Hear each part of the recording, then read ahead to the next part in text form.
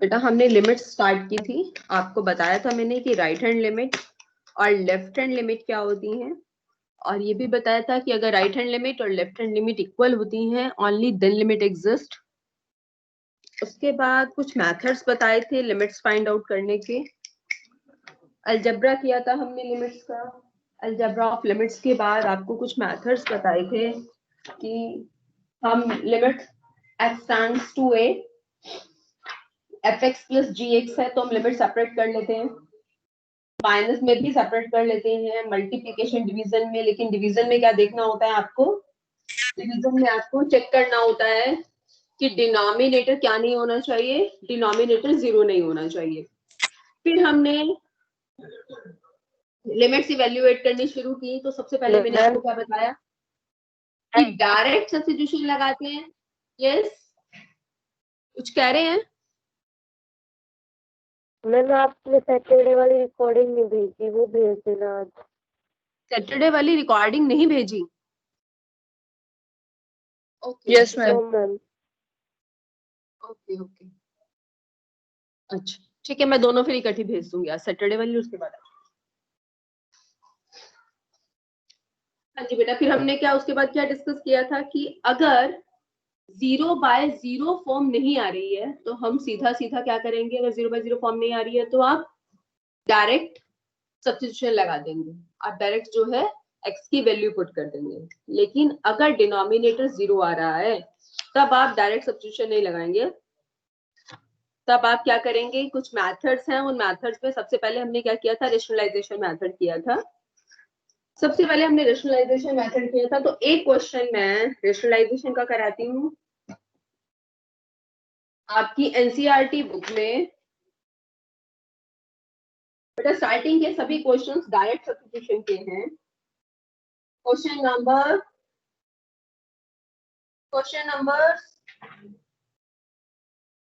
8 देखें, question number 8 exercise, बाकी questions आप खुद कर लेंगे। Limit x stands to 3 x raised by 4 minus 81 divided by 2x square minus 5x minus 3। ठीक है, तो आप रेशनलाइज कर लीजिए।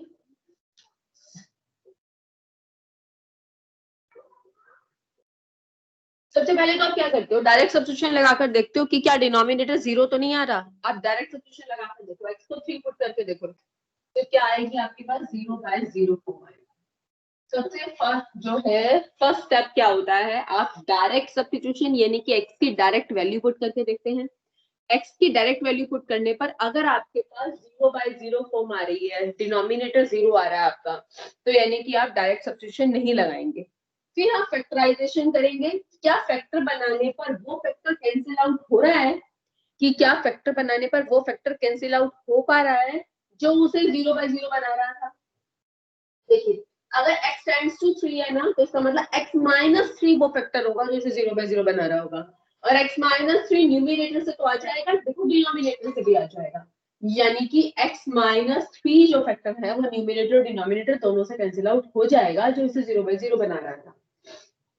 हाँ जी, डिनोमिनेटर के फैक्टर बनाए -6x + x, लिमिट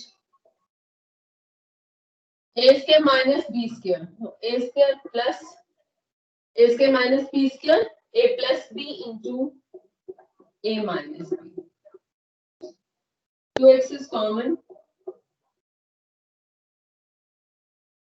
तो न्यूमरेटर और डिनोमिनेटर दोनों से ही x - 3 एक फैक्टर बन रहा है, x स्क्वायर माइनस 9 के factor x - 3 into x plus 3।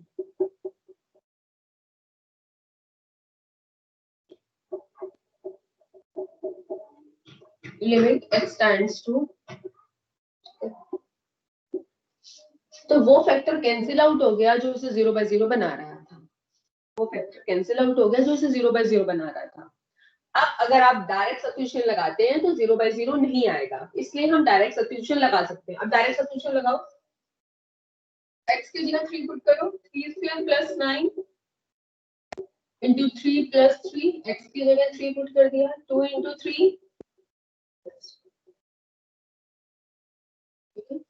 तो आपके पास यहाँ से लिमिट की वैल्यू आ जाएगी। ओके, नेक्स्ट बेटा, आपको पता चल गया कि डायरेक्ट सब्स्टिट्यूशन लगाने पर अगर 0/0 फॉर्म आए तो सबसे पहले आप फैक्टराइजेशन मेथड देखोगे कि क्या फैक्टराइजेशन मेथड लगाने पर वो फैक्टर कैंसिल आउट हो रहा है जो उसे 0/0 बना रहा है।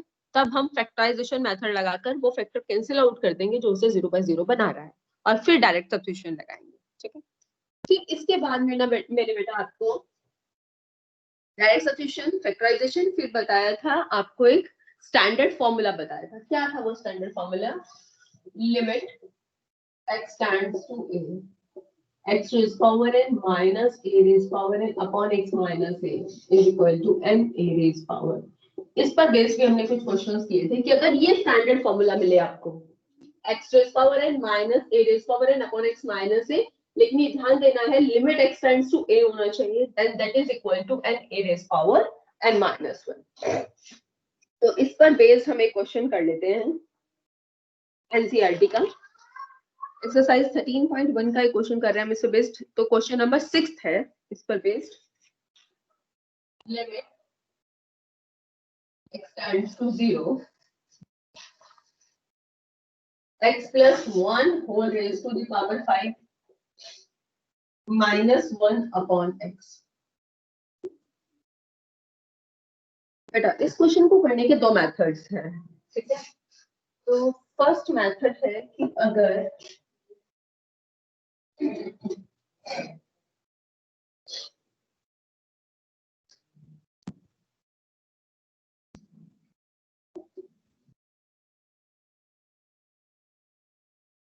सीधा सीधा को अगर x की जगह यहाँ पर क्या x plus 1, x raised to the power n, तो a raised power n होना चाहिए, तो 1 को मैं 1 raised to 5 लिख सकती हूँ।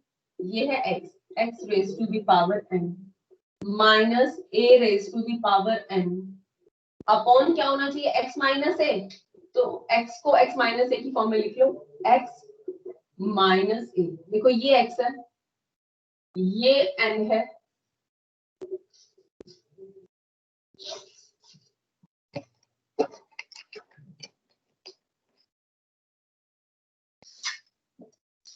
ये तो x है, ये क्या है, ये n है, ये क्या है, ये a है, ये n है।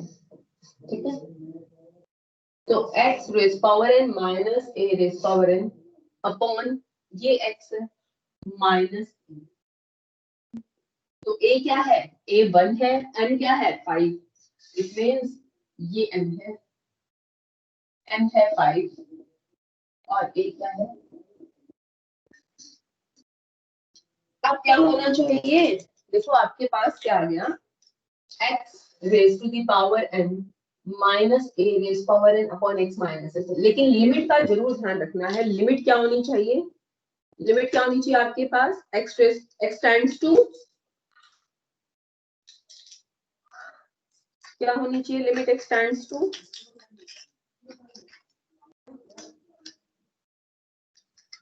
जैसे बताइए इसमें लिमिट क्या होनी चाहिए, ऊपर देखो लिमिट क्या होनी चाहिए, x tends to a। x tends to a। तो देखो क्या है आपके पास x tends to, limit x की जगह क्या है x plus 1 tends to a क्या है 1। बेटा अगर x 0 को टेंड कर रहा है तो x प्लस 1 को ही टेंड करेगा ना, दोनों साइड मैंने 1 ऐड कर दिया।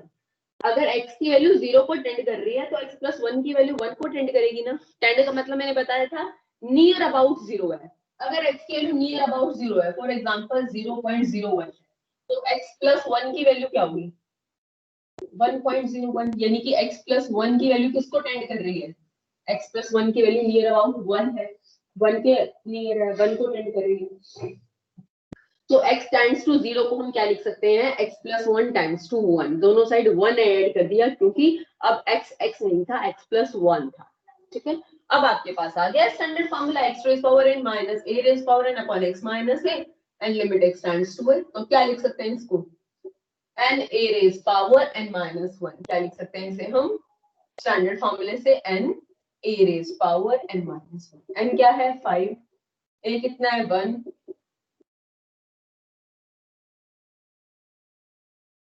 क्या आ गया आपके पास, आंसर आ गया इसका 5। ठीक है, एक और मेथड मैं बता रही थी कि इसको करने का एक और मेथड भी है। क्या है वो एक और मेथड?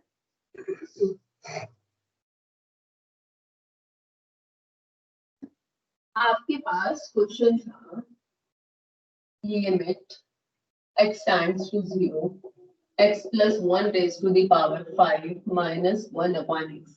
लेकिन आपको पता है कि स्टैंडर्ड फॉर्मूला क्या होता है, आपको पता है स्टैंडर्ड फॉर्मूला तो होता है, स्टैंडर्ड फॉर्मूला आपसे ये क्वेश्चन आया है लेकिन स्टैंडर्ड फॉर्मूला होता है limit x tends to a x raised power n minus a raised power n upon x minus a is equal to n a raised power n minus 1। ये standard formula होता है। तो आप देखिए जरा, यानी कि x प्लस 1 की जगह x होना चाहिए, यानी कि कोई वेरिएबल होना चाहिए। तो x प्लस 1 को मैंने, अगर बेटा ये फॉर्मूला ट्रू है तो अगर मैं x की जगह y लिख लूं तब भी ट्रू होगा ना। जहां जहां x है वहां मैंने y कर दिया।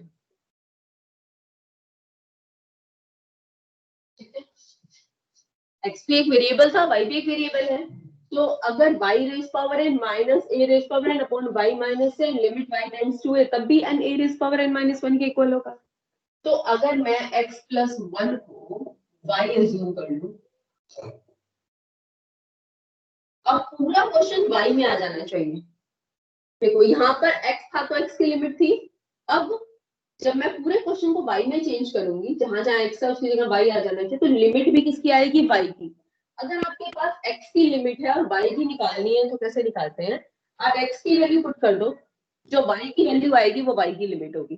कैसे, x 0 को टेंड कर रहा है ना, तो x की वैल्यू 0 पुट कर दो, y की वैल्यू 1 आ गई, it means y tends to 1।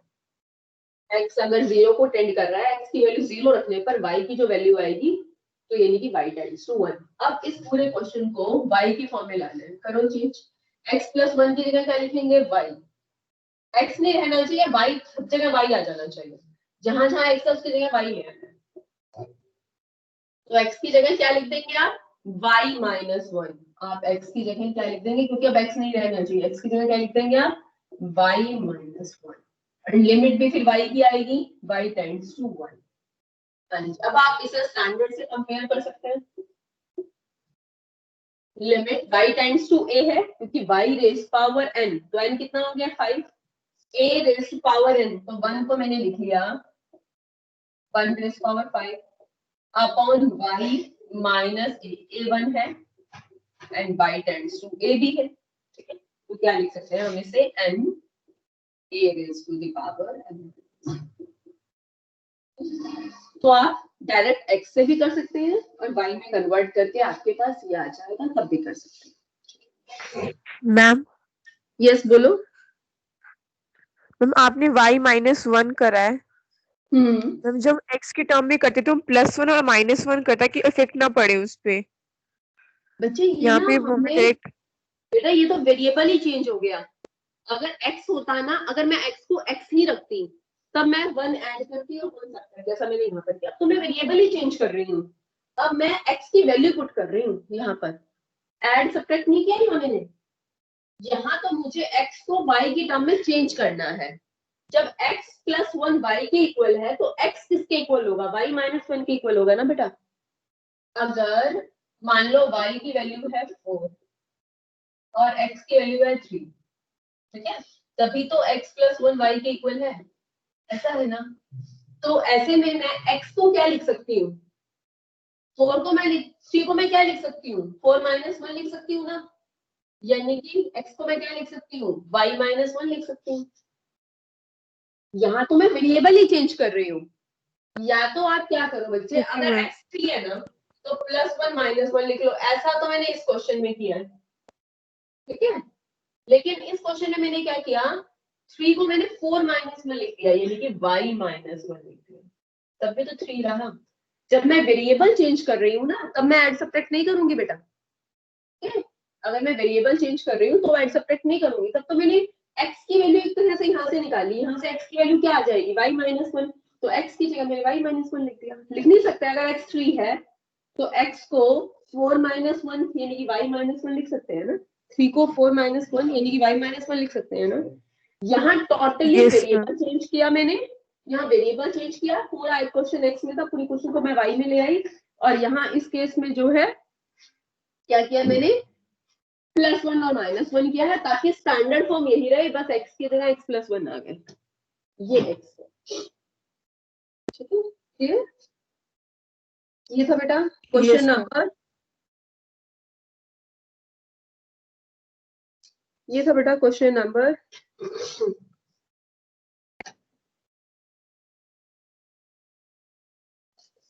6 था ये। इसके बाद है क्वेश्चन नंबर 7। क्वेश्चन नंबर 7 है, 7th हम कर चुके हैं। 7th में तो डायरेक्ट सब्स्टिट्यूशन है या फैक्टराइजेशन, 7th फैक्टराइजेशन है, आप कर लेंगे। ठीक है, x -2 ऐसा फैक्टर है जो न्यूमरेटर का भी फैक्टर होगा और डिनोमिनेटर का भी होगा, तो आप x -2 न्यूमरेटर और डिनोमिनेटर से कॉमन लेकर और कंसीडर कर देंगे। अब मैं एक और स्टैंडर्ड फॉर्मूला बता रही हूँ। अगर आपके पास ट्रिग्नोमेट्रिक फंक्शंस आते हैं तब आप क्या करेंगे। क्वेश्चन नंबर 10 और कर लेते हैं, एनसीईआरटी का question number 10।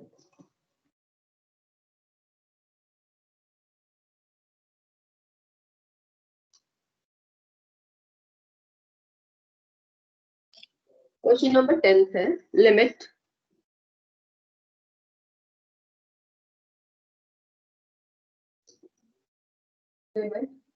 z tends to 1, z raised to the power 1/3 minus 1, just a minute।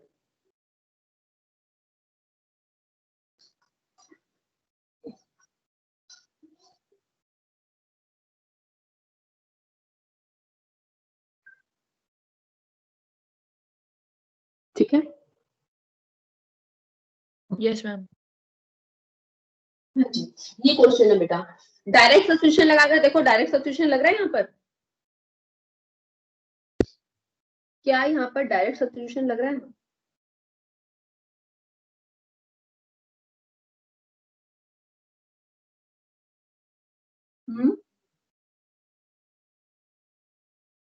No, ma'am.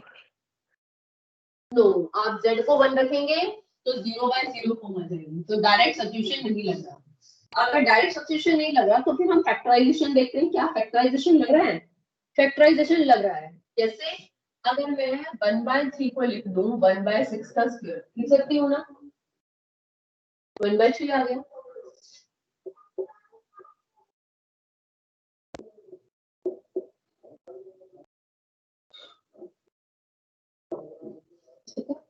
और बेटा इसको 1 को लिख लिया 1 स्क्वायर, अब फॉर्मूला बन रहा है a square minus b square, a square minus b square is a plus b into a minus b।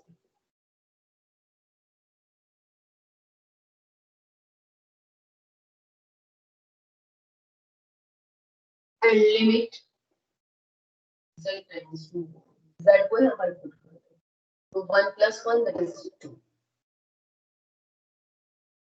तो क्या आ गई इसकी वैल्यू 2, फैक्टराइजेशन से हो गया। एक और मेथड से हो सकता है, मेथड थोड़ा लेंथी है वैसे, लेकिन फिर भी समझाने के लिए, फैक्टराइजेशन से तो हो गया, ये स्टैंडर्ड फॉर्मूले से भी हो जाएगा। ये जो हमने स्टैंडर्ड फॉर्मूला पढ़ा था ना, limit x tends to a x raised power n minus a raised power n upon x minus a is equal to n a raised to the power, इससे भी हो जाएगा, लेकिन ये न्यूमरेटर और डिनोमिनेटर दोनों में लगाना पड़ेगा। पहले कल मैंने आपको इससे पहले वाली क्लास में सैटरडे आपको क्या बताया था कि हम लिमिट सेपरेट कर सकते हैं न्यूमरेटर और डिनोमिनेटर में। मैं लिमिट सेपरेट कर रही हूँ न्यूमरेटर और डिनोमिनेटर में, ठीक है। एक मेथड से हो गया, ये 2 आंसर आ गया। मैं सेकंड मेथड बता रही हूँ, सेकंड मेथड में लिमिट सेपरेट कर रही हूँ न्यूमरेटर और डिनोमिनेटर में, तो लिमिट्स मैंने न्यूमरेटर में भी लगा दी, ये वाला थोड़ा सा लेंथी है, ठीक है, लिमिट सेपरेट कर दी। अब मैं न्यूमरेटर में भी स्टैंडर्ड फॉर्मूला लगाऊंगी, डिनोमिनेटर में भी स्टैंडर्ड फॉर्मूला लगाऊंगी, तो x रेज पावर n, तो 1 को मैंने लिख लिया a रेज पावर n। इसी तरह x raise power n minus a raise power n, ठीक है। अब अपॉन में x माइनस a भी चाहिए, तो z माइनस 1 यहाँ भी चाहिए, z माइनस 1 यहाँ भी चाहिए। तो मैं न्यूमिनेटर और डिनोमिनेटर को z माइनस 1 से क्या कर दूंगी, डिवाइड, ठीक है। Dividing numerator and denominator by z minus 1. So limit z tends to 1, z raised to 1 by 3 minus 1 raised to 1 by 3 divided by z minus 1. Denominator को भी मैंने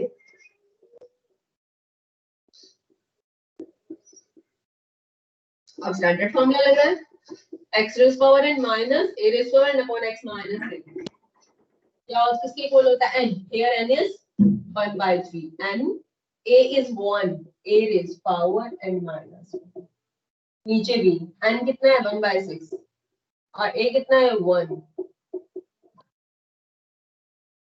ठीक है। 1 की पावर तो कुछ भी 1 ही होगा, तो 1 by 3 डिवाइडेड बाय 1 by 6, तो 6 पावर। तो ये स्टैंडर्ड फॉर्मूले से भी हो जाएगा और फैक्टराइजेशन से भी हो जाएगा, बाकी फैक्टराइजेशन से ज्यादा इजी है। 11th भी डायरेक्ट सब्स्टिट्यूशन है, 12th भी डायरेक्ट सब्स्टिट्यूशन है। इसके बाद एक और हम स्टैंडर्ड रिजल्ट पे आ जाते हैं। अगर आपके पास क्वेश्चंस ट्रिग्नोमेट्रिक फंक्शंस की फॉर्म में दिए हो, अगर आपके पास क्वेश्चंस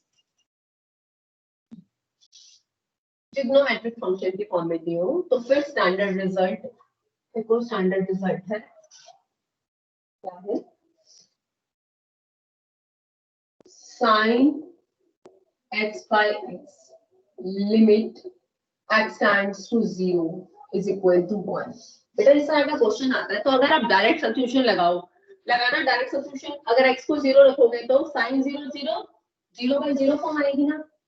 अगर इस तरह का क्वेश्चन आता है आपके पास sine x by x limit x tends to 0, अगर आप डायरेक्ट सब्स्टिट्यूशन लगाओ साइन 0 0 0 by 0 फॉर्म, नहीं हो सकता क्वेश्चन, तो इसके लिए क्वेश्चन नहीं हो सकता। इसलिए स्टैंडर्ड फॉर्मूला क्या है, limit x tends to 0 sine x by x क्या होता है, 1 होता है, ठीक है। तो एक तो ये है स्टैंडर्ड फॉर्मूला, दूसरा स्टैंडर्ड फॉर्मूला क्या है, लिमिट x टेंड्स टू 0। ये तो आपको याद करने की नीड नहीं है, सीधा आप x को 0 रखो, cos 0 क्या होता है 1। तो ये स्टैंडर्ड फॉर्मूला नहीं है, ये तो डायरेक्ट सब्स्टिट्यूशन है, डायरेक्ट सब्स्टिट्यूशन एक तरह से।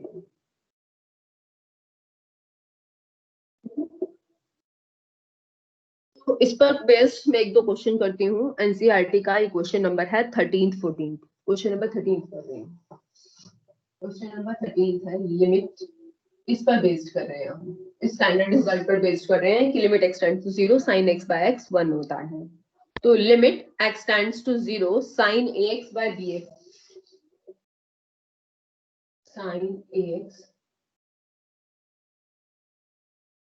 Limit x tends to 0 sin ax by bx। हाँ जी, तो इस पर बेस्ड अगर हम करें क्वेश्चन, अभी हमने पढ़ा सबसे पहले तो बेटा हम डायरेक्ट सब्स्टिट्यूशन लगाकर अगर हम देखें x को अगर हम 0 पुट करें तो 0 by 0 फॉर्म आ रही है, यानी कि डायरेक्ट सब्स्टिट्यूशन नहीं आएगा। साइन को तो देखते ही आप समझ जाओ कि आपके पास स्टैंडर्ड रिजल्ट लगेगा, limit x tends to 0 sin x by x that is 1, आपका ये स्टैंडर्ड रिजल्ट लगेगा। तो कीजिए फिर स्टैंडर्ड रिजल्ट का यूज करके, जो साइन के साथ एंगल है ना वही डिनोमिनेटर में होना चाहिए, वही टेंड्स टू 0 होना चाहिए, ठीक है। तो जो साइन के साथ एंगल है वही नीचे होना चाहिए, तो इसका मतलब डिनोमिनेटर में ax होना चाहिए और है bx, तो मैंने a से क्या किया, मल्टीप्लाई कर दिया और a से क्या कर दिया, डिवाइड। लिमिट लिखना भूलना नहीं है, जो है वही चलती जाएगी। लिमिट x टेंड्स टू 0, हमें एक चाहिए ना डिनोमिनेटर में, तो ये मैंने अलग कर दिया, बाकी क्या बच गया, a by b।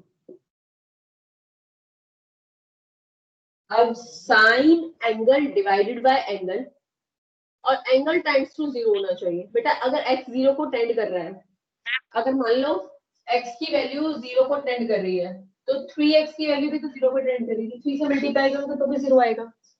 तो अगर मल्टीप्लीकेशन में तो कुछ भी ले लो, अगर x 0 को टेंड कर रहा है तो मल्टीप्लाई में कुछ भी ले लो वो भी 0 को टेंड करेगा, तो ax भी 0 को टेंड करेगा। अगर x 0 को टेंड कर रहा है तो ax भी 0 को टेंड, लिख दो तो भी ठीक है, नहीं लिखो तो कोई बात नहीं, ठीक है, अंडरस्टूड है ये बात तो, कि अगर x 0 को टेंड कर रहा है तो ax भी 0 को टेंड करेगा। तो limit x tends to 0, yes, sine angle by ma'am जिस आपने इसको ए से मल्टी, हाँ जी फिर से बोलो बेटा क्या कह रहे हो। मैम मैम बोलो। आपने इसको ए से मल्टीप्लाई किया तो ये जरूरी है, ये तो एक अलग से भी अलग अलग से लेके आ सकता है। आवाज ना कट रही है, मुझे इतना समझ में आया, अगर आपने इसे मल्टीप्लाई डिवाइड किया तो आगे क्या बोले। मैम आपने sine x a x by sine b x को ए से मल्टीप्लाई की, तो फिर मैम हम इसको मल्टीप्लाई ना करके साइन एक्स बाय एक्स लेके और अलग से ए बाय बी ले ले, तो मैम वैसे भी तो सॉल्व हो सकता है। अगर हम sign A x by x ले लें बस, तो वन कैसे होएगा, साइन ए एक्स बाय, ये बेटा इसको ध्यान से देखो, sine angle by the same angle one होता है। Ma'am sine x by x a by b को अलग से लेकर, ये वाली लें, वो तुम्हें ये भी नहीं बता दिया अभी तक, हम कभी भी एंगल को सेपरेट नहीं कर सकते इस तरह से, एंगल जो है वही, नीचे वाले को तो सेपरेट कर सकते हैं, अगर आपके पास साइन ए एक्स है ना तो हम इसको ये नहीं लिख सकते, ये नहीं लिख सकते, ये गलत है। नीचे बी एक्स को तो लिख सकते हैं हम, तो बी और एक्स कॉन्स्टेंट है ना, मतलब ये वेरिएबल है कॉन्स्टेंट, इसको तो लिख सकते हैं, लेकिन साइन ए एक्स को ये नहीं लिख सकते, ये नहीं लिख सकते साइन एक्स इंटू ए, एंगल कभी सेपरेट नहीं किया जा सकता, एंगल जो है एंगल को हम सेपरेट नहीं कर सकते, ठीक है, आई बात समझ में। अगर साइन 45 है तो इसका मतलब ये थोड़ी ना है कि इसको साइन 45 में आप इसको ये 3 इंटू साइन 15 लिख लो, लिख सकते हैं, साइन 45 को 3 इंटू साइन 15 लिख सकते हैं, नहीं लिख सकते, तो 3 से ग्रेटर आ जाएगा। बात समझ में आ गई अब, हाँ जी समझ में आया। यस मैम, साइन 45 को हम 3 इंटू साइन 15 नहीं लिख यस सकते, मैम, 45 को तो लिख सकते हैं 3 इंटू 15, साइन 45 को नहीं लिख सकते 3 into sine 15।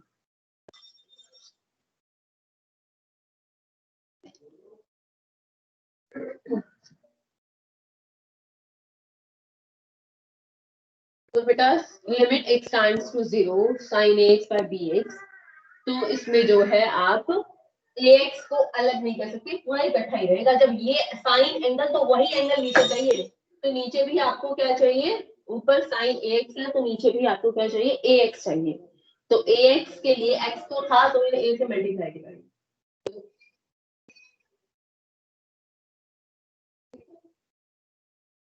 Sign ax bye ax क्या बचा, a बाय b, ये क्या है 1,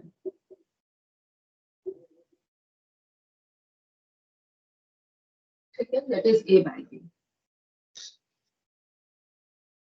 next question is question number 14 है,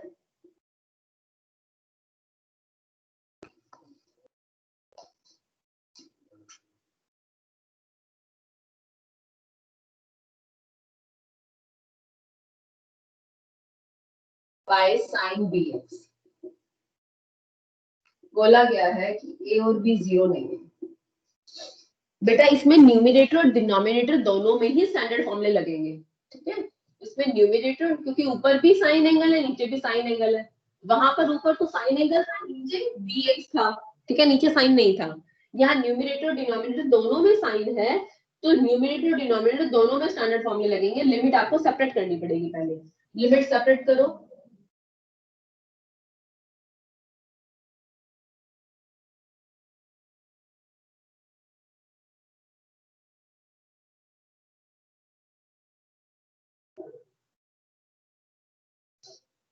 ठीक है, लिमिट सेपरेट कर दी हमने, तो साइन एंगल डिनोमिनेटर में भी क्या होना चाहिए, ax, तो इसलिए मैंने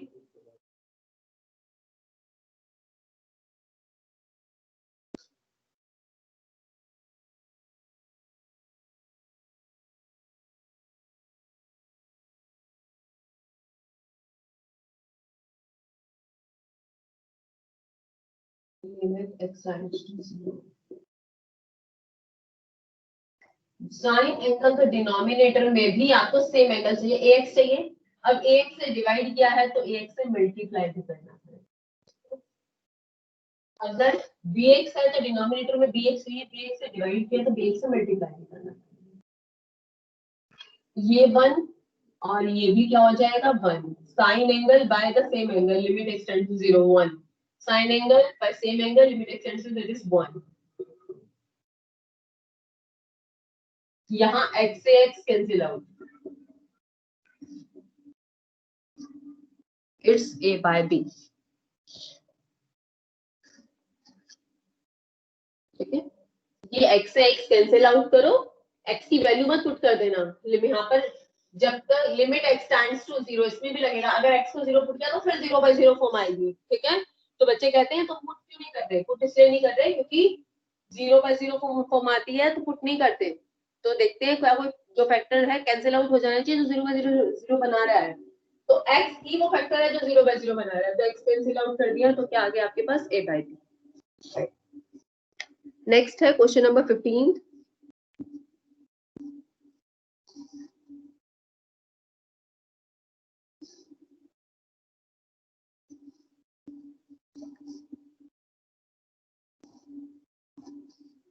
क्वेश्चन नंबर 15 है, limit x tends to pi sin pi minus x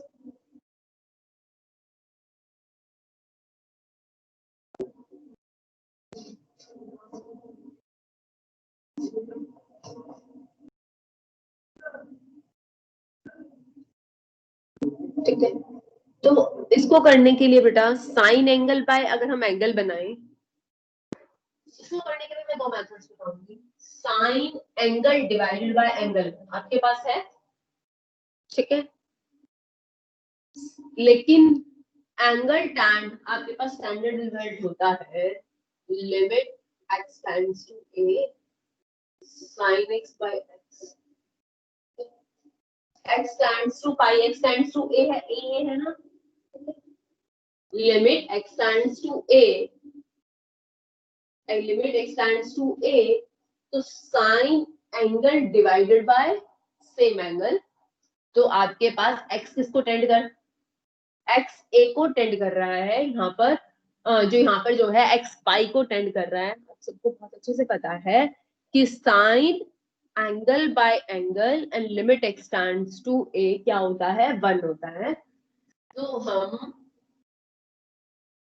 हम यहाँ पर इसे सेपरेट अगर मैं कर लूं, limit x tends to a sine, अगर मैं माइनस कॉमन भी ले लेती हूँ यहाँ से, पाई माइनस x से माइनस कॉमन लेती हूँ, माइनस अगर मैंने कॉमन लिया है तो क्या आ जाएगा, ये x माइनस पाई, ये वाला पाई मैंने, ये वाला पाई मैंने नीचे से भी माइनस कॉमन लिया तो साइन माइनस थीटा क्या होता है, माइनस साइन थीटा,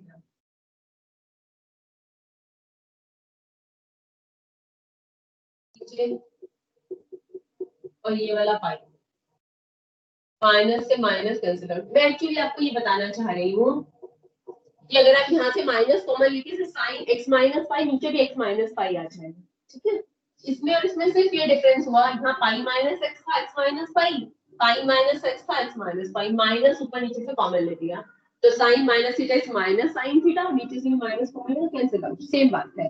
ये पाई मैंने यहाँ लिखी। अब limit x tends to a, sine angle divided by angle, it is equal to 1. Sorry, stands to 0. X stands to 0. तो यहाँ पर x माइनस पाई x है ना बेटा, यहाँ पर x माइनस पाई क्या है x, तो x माइनस पाई तो देखो 0 को अटेंड कर रहा है, मेरा मतलब है, ठीक है। तो अगर x को मैं पाई रखती हूँ तो y तो 0 को अटेंड कर रहा है ना, कंफ्यूज होने की नीड नहीं है। अगर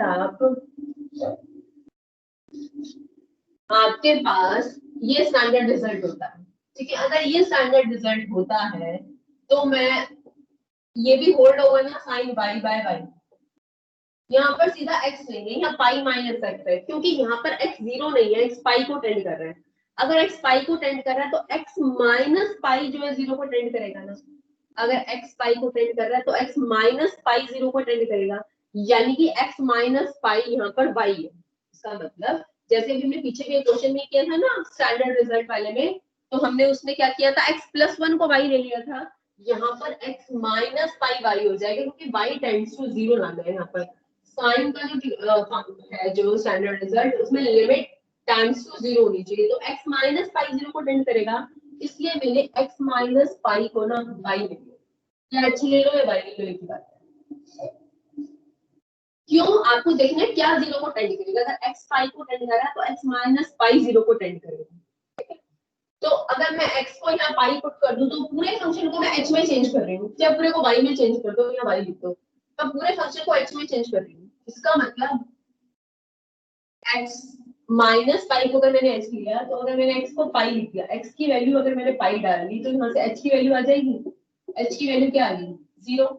अब पूरे को मैं h में चेंज कर रही हूँ, चेंज कीजिए लिमिट,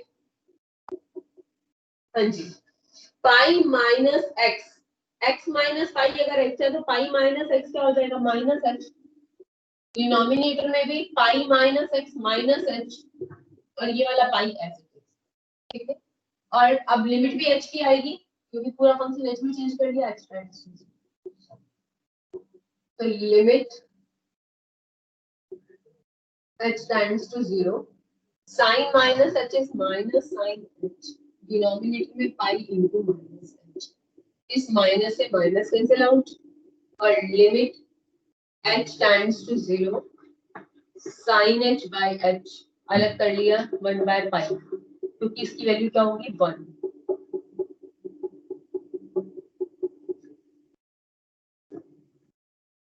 यस क्लियर बेटा, मुझे बताएं क्या ये क्वेश्चन समझ में आ गया? Yes ma'am. अगर किसी को कोई डाउट है तो पूछो, मैं फिर से एक्सप्लेन कर देती हूँ। हाँ जी, देखो बेटा स्टैंडर्ड रिजल्ट होता है कि sin x, इससे पहले क्वेश्चन था sin ax,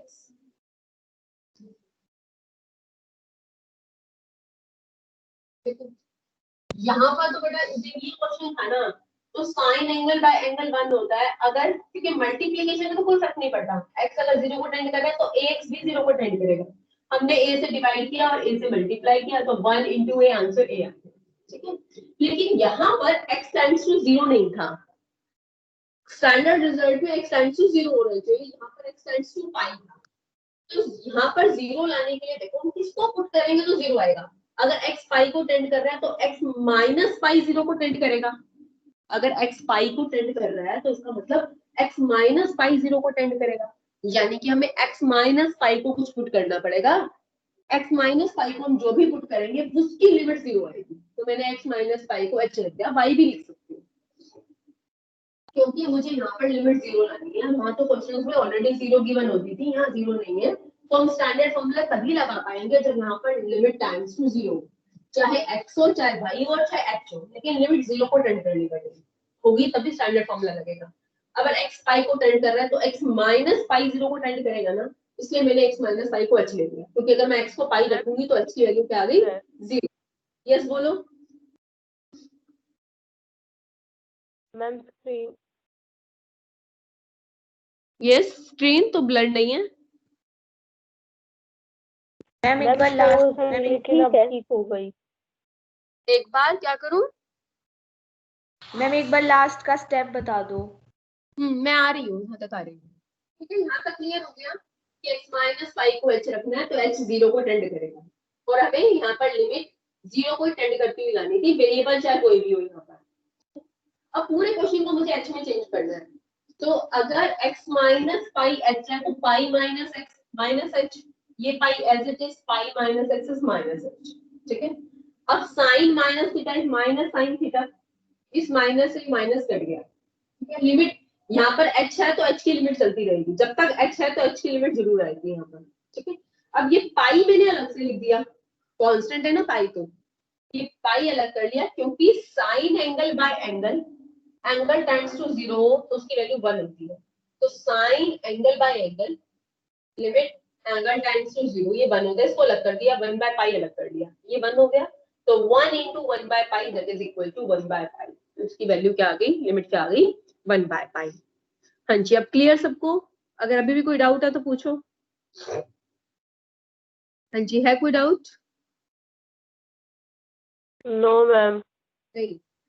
हाँ जी, क्वेश्चन नंबर 16 डायरेक्ट सब्स्टिट्यूशन है, आप कर लेंगे। इसके बाद हम कर रहे हैं क्वेश्चन नंबर 17। क्वेश्चन नंबर 17 है limit x tends to 0 cos 2x minus 1 divided by cos x minus 1. cos 2x is, cos 2x का फॉर्मूला क्या होता है? अब बेटा अगर यहाँ पर मैं डायरेक्ट सब्स्टिट्यूशन लगाती हूँ, x को 0 रखती हूँ मैं, cos 0 1, अगर मैं डायरेक्ट सब्स्टिट्यूशन लगाती हूँ x को 0 तो cos 0 is 1, cos 0 is 1, कौन सी फॉर्म आ गई? 0 by 0 फॉर्म आ गई। अगर मैं x को 0 टेंड कर देती हूँ, x को 0 पुट कर देती हूँ, तो cos 0 that is 1 और 0 by 0 फॉर्म आ जाएगा। अब बेटा 0 by 0 फॉर्म आती है तो हम डायरेक्ट सब्स्टिट्यूशन नहीं लगाते हैं, तो देखो क्या फैक्टराइजेशन मेथड लगाने से वो फैक्टर कैंसिल आउट हो रहा है जो उसे 0 by 0 बना रहा है। डिनोमिनेटर में cos x minus 1 है, क्या आप न्यूमिनेटर के किसी तरह से ऐसे फैक्टर बना सकते हो कि न्यूमिनेटर से भी cos x minus 1 आ जाए? cos 2x के फॉर्मूले पता है आपको? cos 2x के फॉर्मूले क्या थे बोलो? cos square x minus sin square x, cos square x minus sin square x, 2 cos square x minus 1, 2 cos square x minus 1, 1 minus 2 sin square x। अब बेटा इससे तो cos sin में आएगा, नीचे तो सिर्फ cos है, इससे sin में आएगा, नीचे cos है, तो ये फॉर्मूला लगाना है, ठीक है, ठीक है। तो अगर मैं cos 2x का क्या फॉर्मूला लगा दूं, 2 cos square x minus 1, cos 2x का 2 cos square x minus 1, ये अगला माइनस 1 है दिस इज। ऐसा करने से क्या न्यूमरेटर के फैक्टर बन रहे हैं? हाँ जी बन रहे हैं फैक्टर्स। अगर आप 2 कॉमन ले लें तो cos square x minus 1 बन रहे हैं फैक्टर्स ना? क्या फैक्टर बन रहे हैं? cos x plus 1 into cos x minus 1, तो वो फैक्टर कैंसिल आउट हो गया जो इसे 0 by 0 बना रहा था, ये बना रहा था ना। यहाँ बेटा अगर x है तो लिमिट जरूर आएगी, लिमिट लिखना नहीं भूलना, लिमिट तब नहीं आएगी जब x नहीं होगा, जब x हटेगा तभी लिमिट हटेगी, अगर x है तो लिमिट जरूर आएगी। हाँ जी, कैंसिल आउट। अब आप डायरेक्ट सब्स्टिट्यूशन लगा सकते हो, डायरेक्ट सब्स्टिट्यूशन लगाओ, x को 0 पुट कर दो, x को 0 रखो, cos 0 plus 1, cos 0 is 1, 1 plus 1 2, 2 into 2 that is 4। हाँ जी, क्लियर बेटा? ये था क्वेश्चन नंबर 17। इसके बाद क्वेश्चन नंबर 18 है।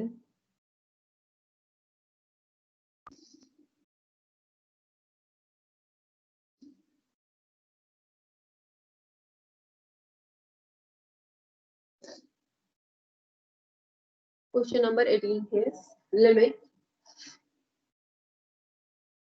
x tends to 0 sorry x plus x square plus x cos x divided by b sin x।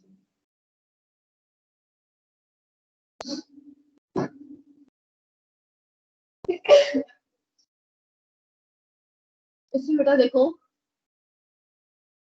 Denominator में sin x है, sin x का डिनोमिनेटर में x चाहिए। सबसे पहले तो अगर मैं डायरेक्ट सब्स्टिट्यूशन लगाती हूँ यहाँ पर तो 0/0 आ रहा है, x को 0 रखा 0, 0 into 1 0, b into 0 0। अगर मैं डायरेक्ट सब्स्टिट्यूशन लगाती हूँ तो 0/0 फॉर्म आ रही है, इसलिए डायरेक्ट सब्स्टिट्यूशन तो नहीं लगेगा। तो देखो साइन देखते ही समझ जाओ कि आपके पास स्टैंडर्ड फॉर्मूला लगेगा limit x tends to 0 sin x by sin x देखते ही समझ जाओ कि स्टैंडर्ड फॉर्मूला जरूर लगेगा limit x tends to 0 sin x by x1। तो sin x का तो डिनोमिनेटर में x चाहिए, तो क्या काम करना पड़ेगा, x से डिवाइड और x से मल्टीप्लाई।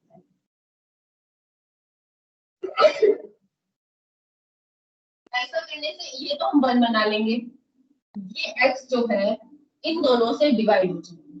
ठीक है, नेक्स्ट स्टेप पे करती हूँ मैं, क्या करेंगे हम, पहले तो लिमिट सेपरेट कर लो, न्यूमरेटर में भी लगाएंगे डिनोमिनेटर में भी, और प्लस है तो इसमें भी लगेगी लिमिट और इसमें भी लगेगी।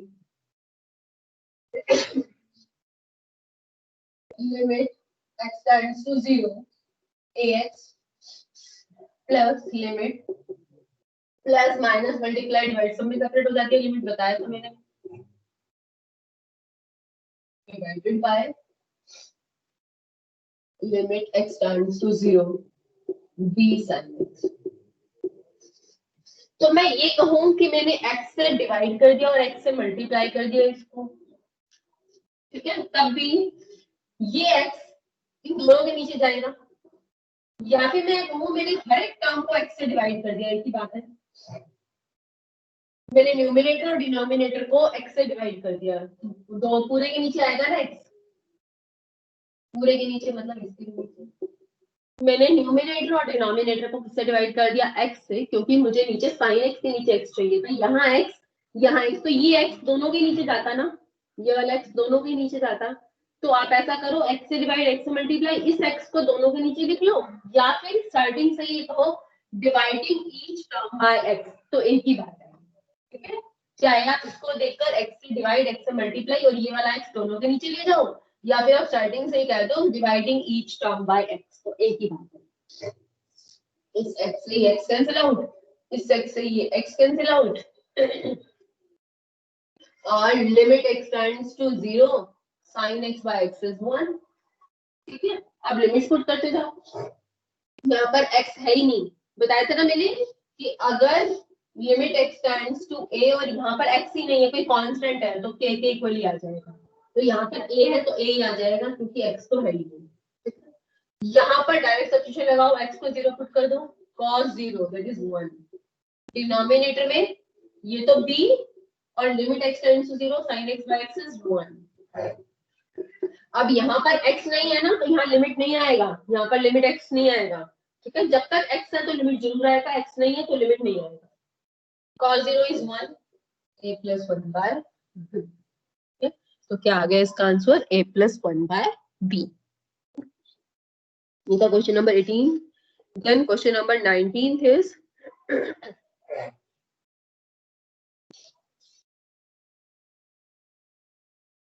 question number 19 is limit x tends to 0 x secant x। Direct substitution लगाओ, x को 0 रखो, secant 0, secant 0, cos 0 1, तो secant 0 भी 1, 0/0 नहीं आया बेटा, ठीक है, 0 आया, तो 0 मींस 0/1, तो ये फाइनाइट वैल्यू है, ये आंसर आ गया। तो हमने डायरेक्ट सब्स्टिट्यूशन लगाने पर डिनोमिनेटर 0 नहीं आया, तो ये आंसर आ गया। नेक्स्ट क्वेश्चन नंबर 20 है limit x tends to 0 sin ax plus bx divided by ax plus sin bx। ये बेटा इस तरह का ही क्वेश्चन है, लिमिट सेपरेट कर दो और हर एक टर्म को x से तो डिवाइड कर दो, x तो सबके नीचे चाहिए ना, x के नीचे भी चाहिए, यहाँ से x हटाने के लिए भी x चाहिए, तो हर एक टर्म को x से डिवाइड कर दो और लिमिट सेपरेट कर दो। लिमिट जो है न्यूमरेटर डिनोमिनेटर एडिशन में लिमिट को क्या करो, सेपरेट कर दो। तो limit x tends to 0 sin ax by x, हर एक टर्म को x से डिवाइड कर दिया और लिमिट सेपरेट कर दी, divided by limit x tends to 0 ax by x plus limit x tends to 0